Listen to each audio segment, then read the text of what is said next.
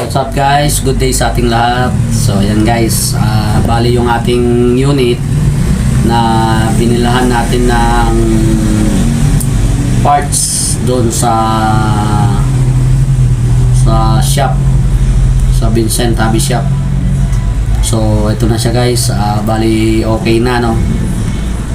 So ito yung unit natin, Beretta M92 ng Witec. So yan guys, no, yung unit natin is niliha ko yan. Dating all black yan.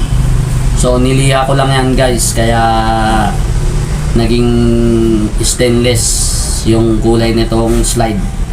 So yan, nakargaan ko na siya ng hangin guys. Wala siyang bala, hangin lang. Testing natin kung puputok.